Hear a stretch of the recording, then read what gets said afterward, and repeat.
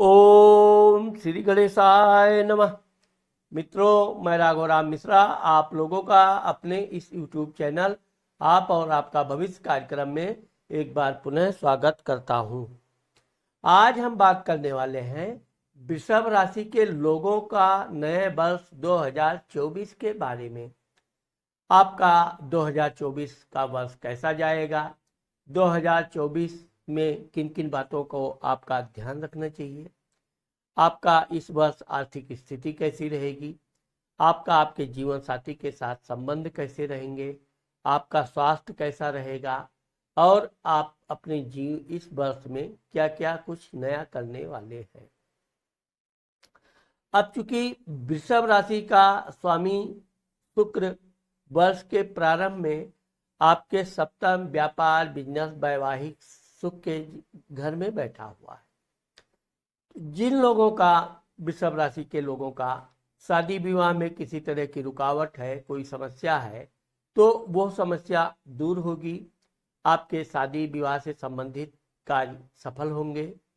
साथ ही अगर आप कोई व्यापार बिजनेस करना चाहते हैं तो आप अपने कॉन्फिडेंस के साथ व्यापार बिजनेस प्रारंभ कीजिए।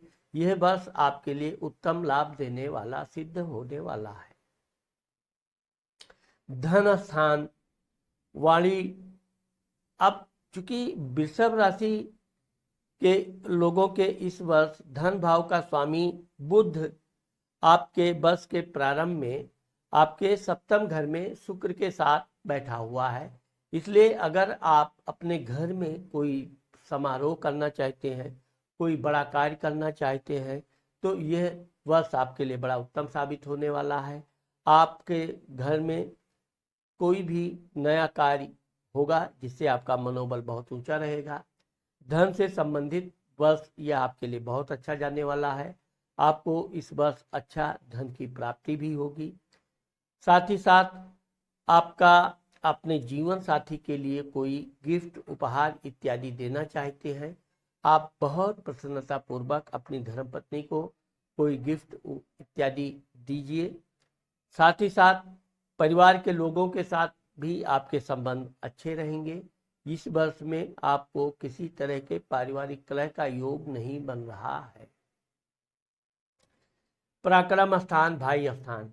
अब चूंकि इस वर्ष आपके भाइयों की अपेक्षा आपकी बहनों से विशेष सहयोग मिलेगा। साथ ही साथ आपके माताजी से भी आपको विशेष फायदा होने वाला है।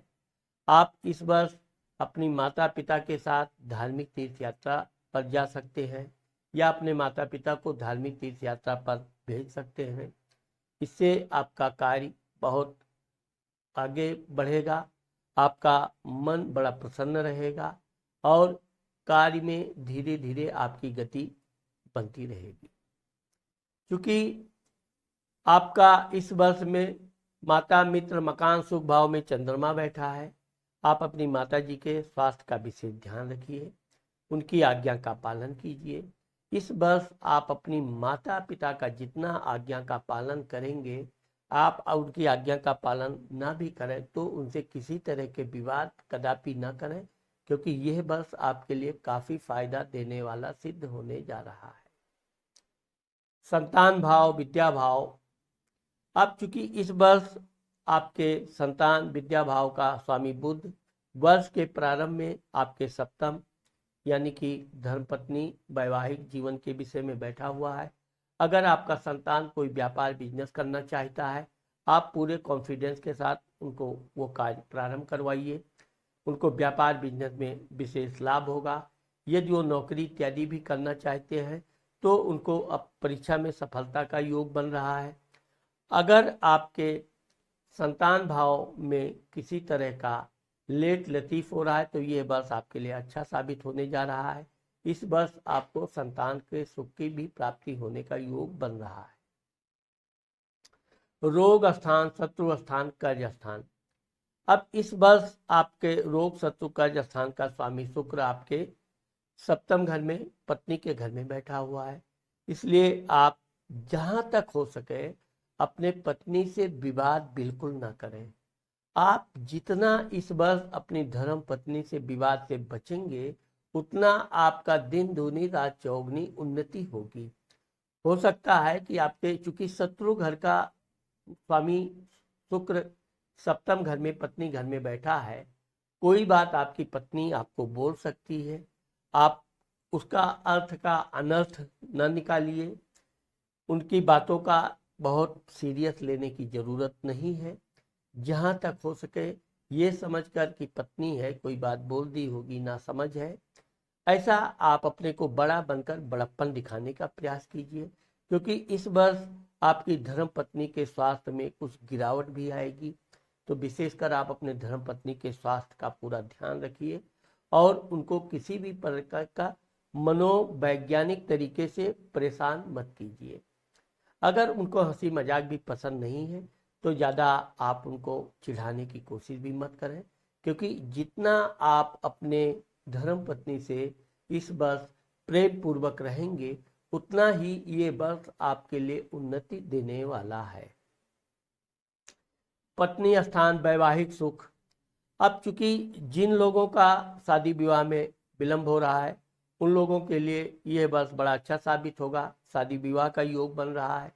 परंतु आपके चूंकि जनवरी का वर्ष के प्रारंभ में आपके सप्तम घर का मालिक मंगल अष्टम घर में बैठा हुआ है। अगर आप शादीशुदा हैं तो आप अपने पत्नी का विशेषकर जनवरी फरवरी में स्वास्थ्य का विशेष ध्यान रखिए। उनके साथ बिल्कुल विवाद न कीजिए। वो अगर कोई कड़वी बात बोल भी देती है, आपको बुरा भी लग जाए, तो भी आप समय का इंतजार कीजिए। परंतु जनवरी और फरवरी के महीने में आप अपनी धर्मपत्नी से विवाद न कीजिए। और अगर उनको किसी तरह की स्वास्थ्य की समस्या है तो उसको पूरे ध्यान के साथ, परहेज के साथ उसका उपाय कीजिए, इलाज कराइए। क्योंकि ये वर्ष के शुरुआत में थोड़ी धर्मपत्नी के आपके स्वास्थ्य में गिरावट आ सकती है, उसका ध्यान रखना आपके लिए बहुत जरूरी है। अष्टम स्थान दुर्घटना एक्सीडेंट मृत्यु। अब चूंकि आपके दुर्घटना एक्सीडेंट मृत्यु स्थान का स्वामी गुरु आपके 12वें घर में बैठा हुआ है, मंगल की राशि में बैठा है और मंगल गुरु की राशि में बैठा है, इसलिए राशि परिवर्तन हो रहा है। इसलिए आप वाहन इत्यादि चलाते समय आराम से गाड़ी चलाइए, कोई जल्दबाजी भड़बड़ी से बचने का प्रयास कीजिए। शेयर सट्टा में भी आप सोच समझकर ही धन लगाइए। वैसे तो शेयर सट्टा में आपको नुकसान की संभावना कम है, लेकिन फिर भी ज़्यादा लालच बुरी बला, इस बात का आप ध्यान रखिए और आप अपने काम पर विशेष ध्यान दीजिए। धर्म स्थान भाग्य स्थान। अब चूंकि आपके धर्म भाग्य स्थान का स्वामी शनि आपके 10वें घर में बैठा हुआ है, तो आप भगवान से यदि कोई प्रार्थना किए हैं, उनके लिए कोई पूजा पाठ करने की इच्छा है, तो आप भगवान से पूजा पाठ कीजिए। उनकी इच्छा से आपके बहुत से कार्य बनेंगे। साथ ही आप दान धर्म भी कीजिए। जहाँ तक हो सके आप अगर कोई तीर्थ यात्रा करने का विचार कर रहे हैं तो आप अपने तीर्थ यात्रा पर जाइए। इससे आपका बहुत मन प्रसन्न रहेगा और परिवार में भी काफ़ी खुशियों का योग बन रहा है। 10वां स्थान पिता स्थान मान सम्मान प्रसिद्धि। अब चूंकि आपके 10वें घर का स्वामी शनि आपके 10वें घर में बैठा हुआ है, इसलिए आपका ये जो नौकरी इत्यादि है इसमें उन्नति होने का योग है। यदि आपका प्रमोशन रुका हुआ है तो इस वर्ष आपको पदोन्नति का योग बन रहा है। अगर आप स्थान परिवर्तन करना चाहते हैं या नौकरी में परिवर्तन करना चाहते हैं तो ये वर्ष आपके लिए अच्छा साबित होने जा रहा है। आप पहले ध्यान इस बात का रखिए कि जब तक आपको दूसरी जगह नौकरी इत्यादि नहीं मिल जाती है तब तक आप अपने पुराने जगह पर पूरी मेहनत ईमानदारी के साथ लगे रहिए और जैसे ही आपको अवसर प्राप्त मिल जाए आप अपना स्थान परिवर्तन कर सकते हैं। अधिकारियों के साथ भी आपके अच्छे और मधुर संबंध रहेंगे, उनसे किसी तरह के तनाव इत्यादि का योग नहीं बन रहा। लाभ स्थान बड़ा भाई। अब चूंकि आपके लाभ घर में राहु बैठा हुआ है, इसलिए यह वर्ष आपके लिए काफ़ी अच्छा लाभदायक सिद्ध होने वाला है। जहाँ तक हो सके आप अगर व्यापार बिजनेस करते हैं तो व्यापार बिजनेस पे पूरा ध्यान दीजिए।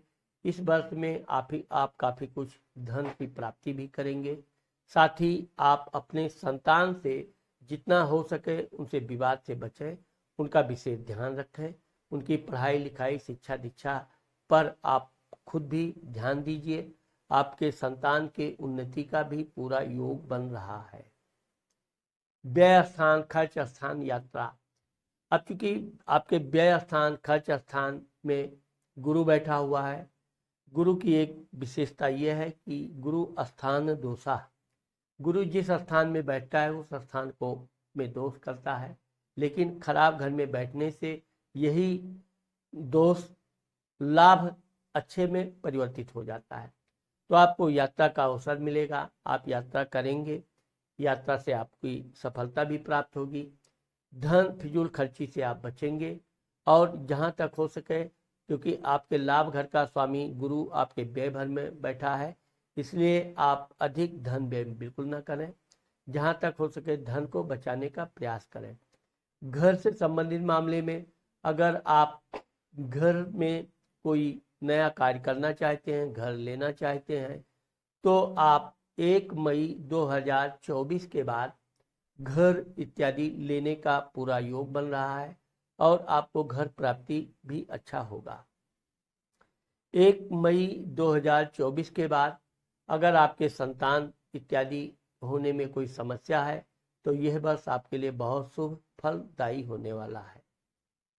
आपके जहाँ तक जीवन साथी का है तो ये 1 मई 2024 से आपके जीवन साथी का स्वास्थ्य अच्छा रहेगा, दोनों में भरपूर प्रेम रोमांस बना रहेगा और आपस में एक दूसरों की बहुत अच्छी सहमति विचार मिलेंगे। आपके भाग्य में अगर आप बार बार कोई कार्य करते हैं, सफलता नहीं मिल रही है, तो 1 मई 2024 के बाद आपका कार्य बहुत तेजी से आगे बढ़ेगा, क्योंकि 1 मई 2024 को गुरु मेष राशि से वृषभ राशि में आ रहा है, यानी कि आपकी राशि में आ रहा है और आपके लिए इसके बाद का वर्ष बहुत अच्छा उत्तम बल्ले बल्ले होने वाला है।